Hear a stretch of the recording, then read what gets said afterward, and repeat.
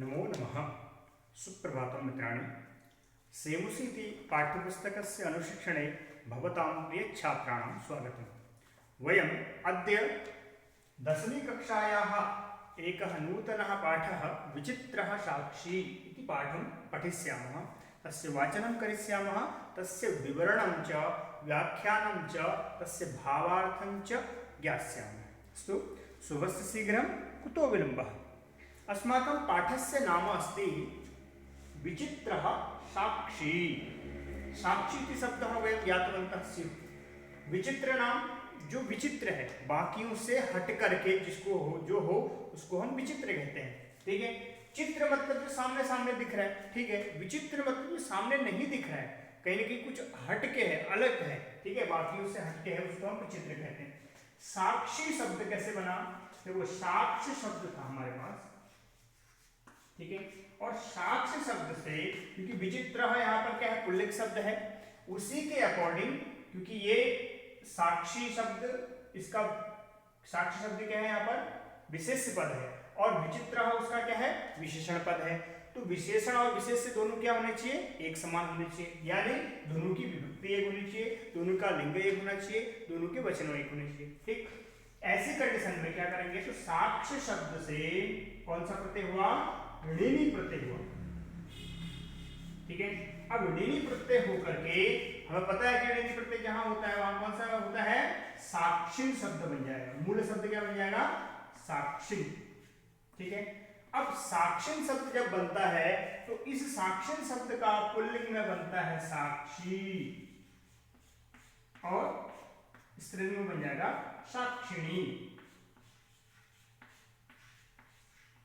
स्त्रीलिंग में साक्षिणी, विचित्रा साक्षिणी, विचित्रः साक्षी। ठीक है।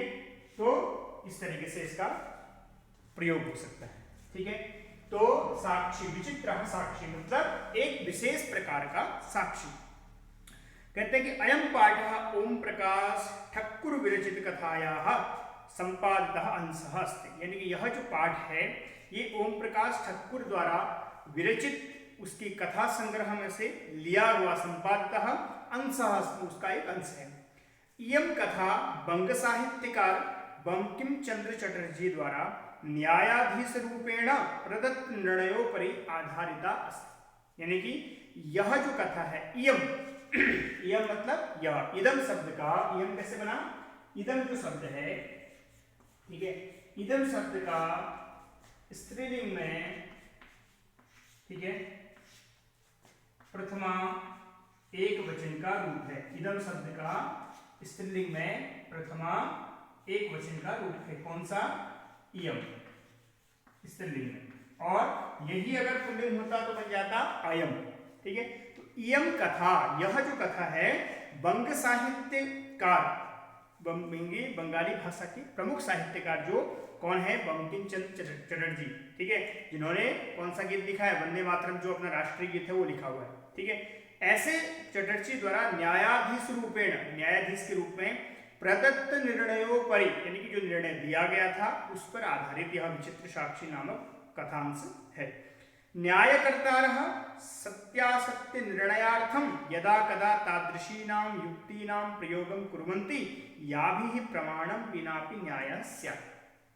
यानी कि न्यायकर्ता, जो न्याय करने वाले होते हैं वो सत्यासत्य निर्णयार्थम, यानी कि सत्य क्या है और असत्य क्या है, इन दोनों के निर्णय के लिए यदा कदा, कभी कभी, तादृशीनाम युक्तीनाम प्रयोगम कुर्वन्ति, यानी कि वैसी कुछ युक्तियों का प्रयोग करते हैं, या भी प्रमाणम विनापि, जिस जहां पर प्रमाण न होने पर भी, ठीक है, गवाह न होने पर भी, सबूत नहीं होने पर भी न्यायः स्यात्, फिर भी जस्टिस होता है, न्याय होता है। अस्याम कथायाम अपि न्यायाधीशेन तथैव मार्गः आचरितः। ठीक है। यहाँ पर भी कथा में न्यायाधीश के द्वारा वैसा ही कुछ मार्ग क्या किया गया है, आचरित, आचरण में लाया गया है। ठीक है। तो सुबह से शीघ्र कथा प्रारंभ करते हैं। क्या है प्रसंग, कश्चन निर्धनो जनः भूरि परिश्रम्य किंचित वित्तम उपार्जितवान्। कथा यहां से शुरू होती है कि कश्चन निर्धनो जनः, ठीक है, कश्चन निर्धनो जनः, तो निर्धनः प्लस जनः, तो निर्धनः जनः निर्धनो जनः।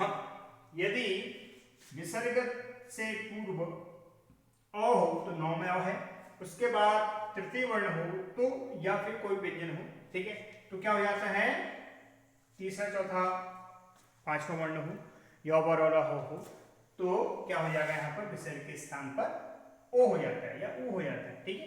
तो इसलिए निर्धनो जनः। उससे पहले एक शब्द था कश्चन निर्धनो जनः। कश्चन कैसे बनेगा, कह प्लस चन, ठीक है। विसर्ग से पहले कुछ भी हो, विसर्ग के बाद यदि च वर्ग का च छ पहला दो अक्षर होते हैं तो या स होता है तो विसर्ग के स्थान पर तालव्य स हो जाएगा। तो कश्चन निर्धनो जनः भूरि परिश्रम्य किंचित वित्तम उपार्जितवान, यानी कि किसी निर्धन व्यक्ति ने भूरि परिश्रम्य यानी कि बहुत अधिक परिश्रम करके किंचित वित्तम उपार्जितवान थोड़ा बहुत धन कमाया था। तेन वित्तेन स्वपुत्रम एकस्मिन् महाविद्यालये प्रवेशम दापयितुं सफलो जातः, और उस परिश्रम से कमाए हुए पैसे से उस व्यक्ति ने स्वपुत्रम अपने पुत्र को एकस्मिन् महाविद्यालय एक महाविद्यालय में एक कॉलेज में प्रवेशम दापयितुम प्रवेश दिलाने में, देखो दातुम और दापयितुम दो शब्द हैं। पहला है दातुम, तो दातुम का मतलब क्या होता है, देने में, देने के लिए, ठीक है, और दापयितुम मतलब दिलाने में, खुद नहीं दिया, ठीक है, दूसरे से दिलाया, तो दापयितुम, ठीक है, दो शब्द है, दोनों में ही तुम पढ़ते हैं लेकिन प्रयोग अलग अलग। तो अपने पुत्र को उस पैसे से जो परिश्रम के द्वारा कमाया हुआ था उस पैसे से एक महाविद्यालय में प्रवेश दिलाने में वो समर्थ हुआ। तत्तनयः तत्रैव छात्रावासे निवसन अध्ययने संलग्नः समभूत।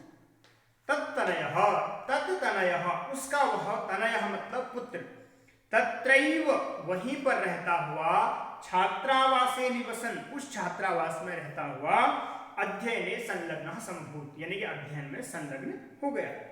एकदा स पिता तनूजस्य रुग्णतामाकर्ण्य व्याकुलो जातः पुत्रं द्रष्टुं च प्रस्थितः। एक बार क्या हुआ कि पिता उसका जो पिता था, तनूजस्य, तनुज मतलब तत् अनुजस्य, ठीक है, या तनुज मतलब अपने पुत्र का, रुग्णताम आकर्ण्य यानी कि रोग की खबर सुन करके, आकर्ण्य सुन करके व्याकुल हो जाता है, बहुत व्याकुल हो गया, परेशान हो गया। पुत्रम दृष्टुम च प्रस्थितः, और पुत्र को देखने के लिए चले गया, पिता का प्यार है भैया, ठीक है, इस तरह परमर्थकार्षेण, परंतु परम अर्थकार्षेण, परंतु अर्थ मतलब पैसे की कमी होने के कारण से, पीड़ितः उस दुख से, उस पैसे की कमी के दुख से पीड़ित वह, सब बसयानम विहाय, उसने वह बसयान से ले गया, बसयानम विहाय छोड़ करके, पदातिरेव प्राचरत और पैदल ही चल दिया। अच्छा, फिर क्या हुआ, पदातिक्रमेण संचलन सायं समयेप्यसौ गंतव्यात् दूरे आसीत्। नहीं, पदातिक्रमेण, क्योंकि बस यान से जाता शायद वो टाइम पे पहुंच जाता, लेकिन वो पैदल चला था, इसलिए पदातिक्रमेण संचलन पैदल चलता हुआ वह, सायं समयेपि असौ, ठीक है, सायं समयेपि असौ यानी कि समयप्यसौ,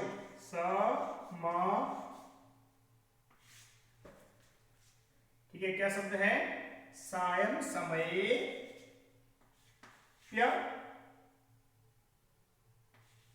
सौ। अब इसका विच्छेद क्या होगा, समये प्लस अपि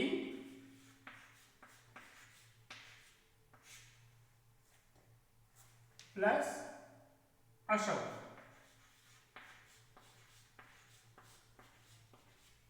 ठीक। तो यहां पर क्या हुआ, ये ए है, ए के बाद अ है, तो यहां पर कौन सा पूर्व रूप संधि हो जाएगी, तो बन जाएगा समये, ठीक है। अब अ इसमें मिल गया। अब पी के बाद असमान स्वर है, ई के बाद, तो ई के स्थान पर य हो जाएगा, तो य ठीक है, उसमें अ मिल जाएगा, प्यसौ, ठीक है। इस तरीके से सायं समय प्यसौ, यानी कि लेकिन शाम होते होते भी वह गंतव्यात् दूरे आसीत्, जहां उसको पहुंचना था वहां से वो बहुत दूर था।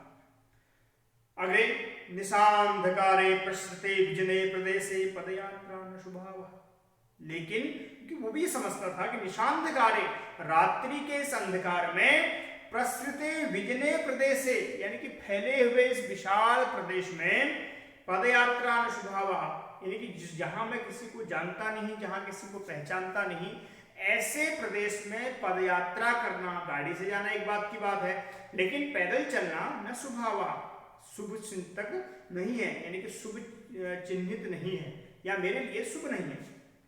एवं विचार्य, ऐसा सोचता हुआ, स पार्श्वस्थिते ग्रामे रात्रि निवासम कर्तुम कंचित गृहम उपागतः, गृहस्थम उपागतः। तो एवं विचार्य, ऐसा सोच करके कि रात को मेरा चलना ठीक नहीं होगा, ऐसा सोच करके पार्श्वस्थिते ग्रामे, पास में जो स्थित एक गांव था, रात्रि विश्रामम कर्तुम, रात्रि निवासम कर्तुम, रात्रि में वास करने के लिए, एक रात रहने के लिए, कंचित गृहस्थम उपागतः, किसी गृहस्थ के समीप गया, उपागतः। करुणापरो गृही तस्मै आश्रयं प्रयच्छ, जो जिसके घर पे वो गया था वो बहुत करुणा वाला था, दयालु था, दयालु हृदयी था।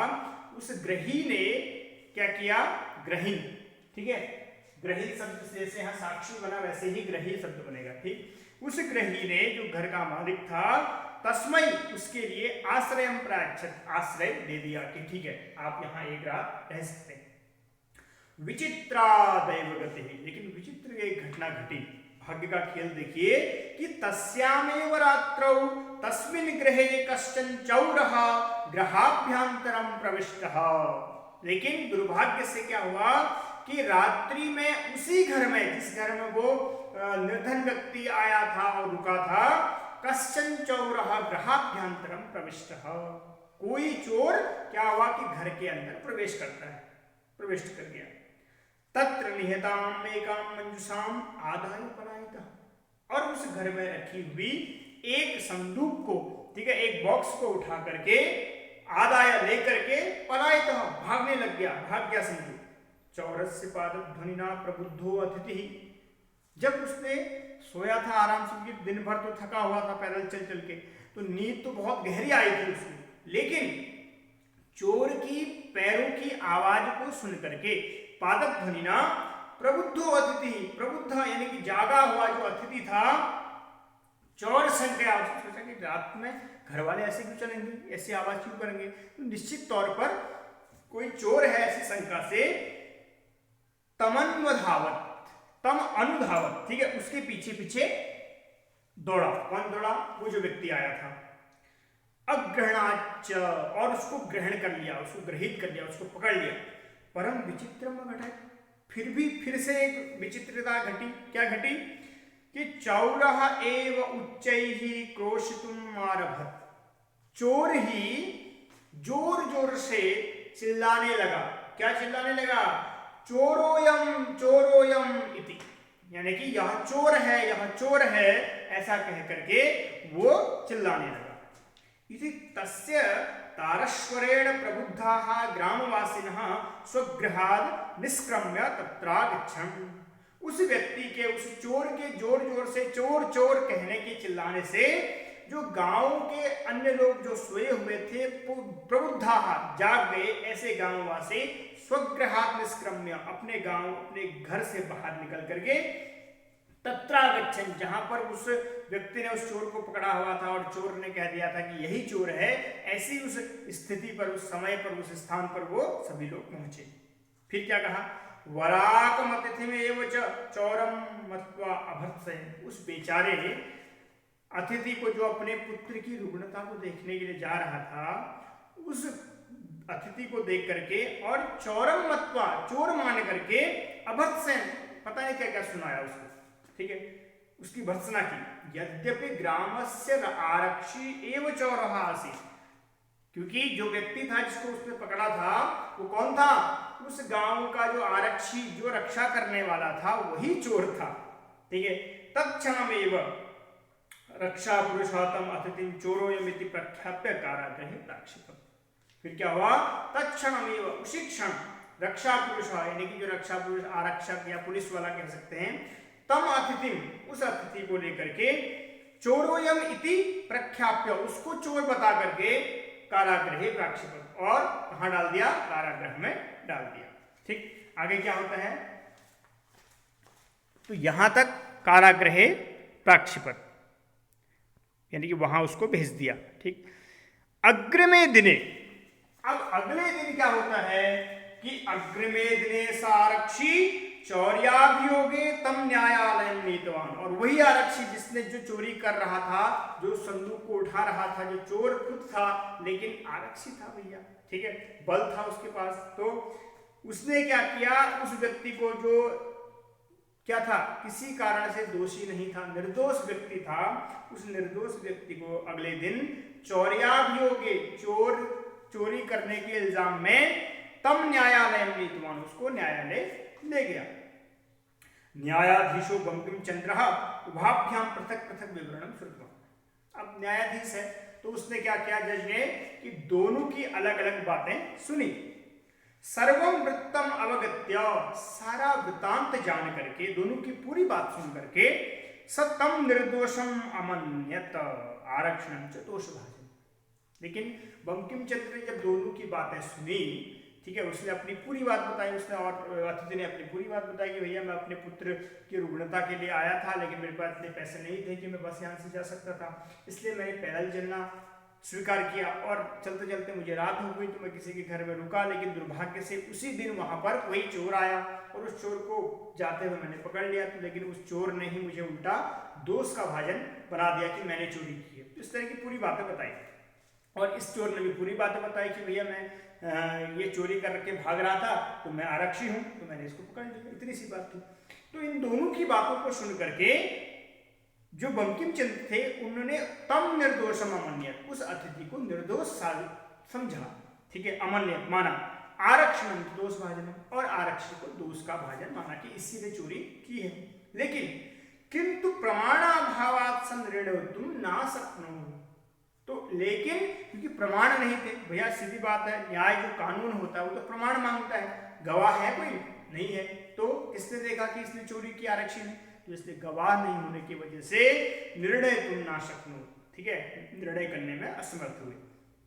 ततो असौ तब अग्रिमे दिने उपस्थापन आदिष्ट, तब उसने कहा न्यायाधीश ने कि ठीक है, हमने तुम दोनों की बातें सुन ली हैं, अब तुम अगले दिन आइए, ठीक है, आप अगले दिन आना, ऐसा आदेश दिया। अन्येद्युः तव न्यायालये स्वस्व पक्षम पुनः स्थापित, उन दोनों ने अपना अपना पक्ष दूसरे दिन फिर से स्थापित किया रखा। तदैव कश्चित् तत्रत्यः कर्मचारी समागत्य न्यवेदयत्, उसी समय जब वो अपनी अपनी बात पूरी कर ही रहे थे, तदैव उसी समय कश्चित्, कश्चित् शब्द देखो, जैसे कश्चन शब्द बना वैसे ही कश्चित् शब्द भी है, कह प्लस चित्, ठीक है, कश्चित्, हाँ कश्चित्, ठीक है, तो कह प्लस चित् जब हो जाएगा कश्चित्, ठीक है, तो कश्चित् यानी कि कोई वहीं का कर्मचारी, तत्रत्य कर्मचारी, वहीं का कर्मचारी यानी कि उसी न्यायालय का कर्मचारी, समागत्य आकर के, सम्मान पूर्वक आकर के, न्यवेदयत् जज से उन्होंने निवेदन किया कि यत् इतः कोशद्वयान्तराले कश्चित् जनः केनापि हतः, उसने कहा कि यहां से 2 किलोमीटर दूर एक व्यक्ति को किसी ने मार दिया है, तस्य मृत शरीरम राजमार्गम निकषा वर्तते, यानी कि उसका, उस मृत शरीर, जिसका जो व्यक्ति है उसका मृत शरीर राजमार्ग यानी कि मेन रोड के, हाईवे के समीप है, ठीक है, निकषा वर्तते, आदस्यताम किम करणीयम्, तो हे जज साहब आप बताएं कि आप क्या करना चाहिए। न्यायाधीशः आरक्षणम अभियुक्तम च तम समम न्यायालये आनेतुम आदिष्टवान्, तो न्यायाधीश ने क्या किया कि आरक्षी, जो उस व्यक्ति, उस गांव का आरक्षी था, पुलिस वाला था, अभियुक्तम च, और जो अतिथि था जिसको अभी तक चोर बताया गया है, उस अभियुक्त को तम शवम, उस शव को जो वहां पर पड़ा हुआ है राजमार्ग पर, उसको न्यायालय आने तुम आदिष्टवान, न्यायालय में लाने के लिए कहा। आदेशम प्राप्त उभो प्राचलता। अब भैया जज का आदेश है तो दोनों ने जज का आदेश मान करके उसको लाने के लिए चल दिए। चलता तत्रोपेत्य काष्ठपटले निहितं पट्टाच्छादितं देहं स्कंधेन वहन्तो न्यायाधिकरणं प्रति प्रस्थित। अब क्या हुआ कि तत्रोपेत्य, तत्र उपेत्य, तत्र मतलब वहां, उपेत्य मतलब पहुंच करके, उपेत्य, ठीक है। तो उपेत्य, उपेत्य, तत्र उपेत्य, यहाँ का कौन सा हो गया, और प्लस उ बराबर ओ, तत्रोपेत्य, ठीक है। वहां पहुंच करके क्या हुआ कि काष्ठपटले निहितम यानी कि एक लकड़ी के पट्टे पर निहितम रखा हुआ, पटाच्छादितम कपड़े से ढका हुआ, देहम एक शरीर को जो भी मरा हुआ था वो, ठीक है, स्कंधेन वहन्तो अपने कंधे से वहन करते हुए, न्यायाधिकरणम प्रति प्रस्तुत, उस न्यायाधीश के प्रति यानी कि वो न्यायालय के प्रति वो चल दिए दोनों लोग। आरक्षी सुस्पष्ट देहासी, बिल्कुल अभय आरक्षी तो आरक्षी है, पुलिस वाला है, रोज खाता पीता मस्त है, ठीक है, लोग सम्मान करते हैं उसका। तो ऐसे जो था आरक्षी वो हृष्ट पुष्ट था, शरीर से बलवान था। अभियुक्तस्य अतीव कृषकाय, और जो अभियुक्त था, जो अतिथि था, पैसे वाला नहीं था, निर्धन था, ठीक है, रोज परिश्रम करता था, इसलिए उसका शरीर क्या था, कृषकाय था, बहुत कमजोर था। भारवतः शवस्य स्कंधेन वहनम तत्कृते दुष्करम आसीत्। और जो दुर्भाग्य से क्या हुआ कि जो शव था, ठीक है, जिसकी मृत्यु हुई थी, वो भी बहुत हृष्ट पुष्ट था और उसका भार बहुत ज्यादा था। तो भारवतः शवस्य यानी कि भारी उस शव को, शवस्य शव का, स्कंधेन वहनम यानी कि इस कंधे से वहन करना, तत्कृते दुष्कृतम आसीत् यानी कि उस व्यक्ति के लिए, उस अतिथि के लिए बहुत ही दुष्कर हो रहा था, बहुत कठिन हो रहा था। सब भार वेदना क्रंदति स्म, वो उस भार की वेदना से, पीड़ा से रो रहा था, क्रंदन कर रहा था। तस्य क्रंदनम निशम्य, उसके क्रंदन को सुन करके, किसे, उस अतिथि के क्रंदन को सुन करके, मुदित आरक्षितम उवाच, मुदित यानी कि प्रसन्न होता हुआ वो आरक्षी उससे बोला, किससे, उस व्यक्ति से बोला, रे दुष्टा तस्मिन् दिने त्वया अहं चोरिताया मंजुषाया गहनात् वारितः। उसने कहा कि अगर तू उस दिन मुझे मंजूषा यानी कि पेटी जो बॉक्स था उसको चुरा ले जाता, यानी कि मैं चुरा के ले जा रहा था, तो मुझको जाने देता तो शायद आज ये स्थिति नहीं होती, ठीक है। मंजूषाया ग्रहणात् वारितः खलु, यानी कि तुमने मुझे उस दिन रोका था ना जाने से। इदानीं निजकृतस्य फलं भुंक्ष, इसलिए अपने किए हुए का फल खुद भोगो। अस्मिन् चौर्याभियोगे तुम वर्षत्रयस्य कारादंडम व्यप्स्यसे, ठीक है, क्योंकि उनके पास कोई प्रमाण नहीं है और जो मैं कह रहा हूं वही गांव वाले भी कह रहे हैं, तो इसलिए अब न्यायाधीश तुम्हें क्या करेंगे, 3 वर्ष का दंड देंगे, कारावास देंगे और उस दंड को भोगो। इति प्रोच्य, ऐसा कह करके उच्च ही हसन, जोर से हंसने लग गया। यथा कथंचित उभौ सवमानीय एकस्मिन् चत्वरे स्थापित, फिर उन दोनों ने यथा कथंचित, क्योंकि एक हृष्ट पुष्ट था, एक तो तेज चल रहा होगा और जो ये अतिथि था बहुत कमजोर था, तो धीरे धीरे चल रहा था। यथा कथंचित, कैसे भी किसी प्रकार से, उभौ ये दोनों लोग, सवमानीय इस शव को ला करके, चत्वरे स्थापित, तो एक बड़े से चबूतरे पर उन्होंने स्थापित कर दिया। न्यायाधीशेन पुनस्तौ घटनायाः विषये वक्तुम् आदिष्टौ, ठीक है। तो अब इस घटना के बारे में, एक तो वो वाली घटना थी और दूसरी ये घटना जो वहां से यहां तक लाने की बात थी, उस घटना के बारे में कैसे कैसे आप गए और आपने क्या क्या देखा, ये सारी चीजें मुझे बताओ करके न्यायाधीश ने कहा। किससे, इन दोनों से।